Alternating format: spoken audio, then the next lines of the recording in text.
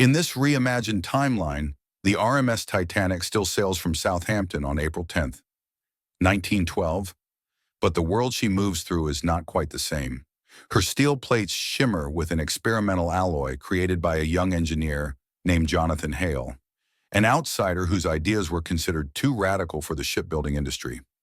Instead of simple riveted seams, the hull integrates a lattice-like structure meant to flex, not fracture. No one realizes how important his invention will become. As Titanic cuts across the Atlantic, passengers notice subtle differences.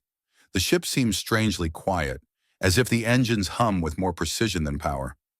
Hale had also redesigned the engine bearings to reduce vibration, something Captain Smith calls the closest thing to sailing on glass. But the smoothness hides a deeper tension.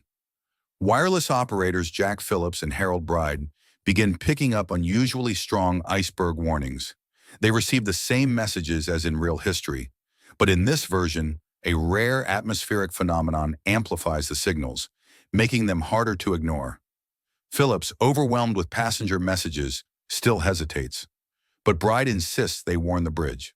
Smith receives the ice report earlier, hours before the collision ever would have happened. Now the timeline diverges. Captain Smith orders Titanic to reduce speed, not drastically, but enough that resentment bubbles among wealthy passengers who expect to arrive in record time. J. Bruce Ismay, head of White Star Line, pressures Smith to maintain full speed. In the reimagined version, Smith, known for his calm reputation, finally snaps. He tells Ismay that no ocean crossing is worth the weight of human arrogance. The ship slows. By 10:30 p.m. on April 14th, the lookout crew spots a faint white shape ahead, not towering, but flat, a shelf of ice barely visible in the starlight. Titanic is moving just slow enough for First Officer Murdoch to attempt a wide turn. The steel groans as the hull flexes. Passengers feel the shudder, but instead of tearing open, the lattice structure absorbs the scrape. Paint flakes off. A few plates bend inward, but the ocean stays out. Below deck, Hale races to the impacted area and discovers only minor buckling. Had Titanic been moving at full speed, the damage would have been catastrophic. Instead, water leaks in at a manageable rate. Pumps are activated. Engineers brace the damaged section with temporary supports. Titanic survives the collision, but the night isn't over. A second, larger iceberg lurks in the dark like a mountain breaking free from the sea. The slowed ship, maneuvering from the first impact, now faces a new threat. This time, Murdoch has seconds, not minutes.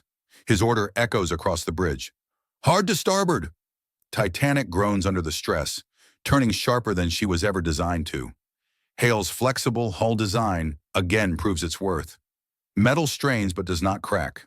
The iceberg passes within feet, scraping along the reinforced bow, leaving a massive smear of white ice dust but no breach. Only then does the crew understand. Hale's experimental alloy, not approved, not trusted, nearly abandoned, has just saved everyone on board. Morning arrives with a quiet, glowing sunrise. Passengers gather on the decks, unaware how close they came to being written into history as tragedy instead of miracle. Some believe the night was exaggerated. Others whisper that Titanic is unsinkable after all. But Captain Smith knows the truth. He gathers his officers and orders a final message to all ships. Ice fields far thicker than reported. Reduce speed. No vessel should trust clear seas at night. Titanic arrives in New York one day late. Newspapers mock the delay.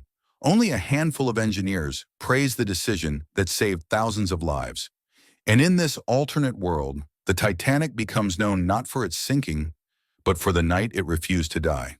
If you enjoyed this video, please feel free to like and subscribe. See you next time on History Changed.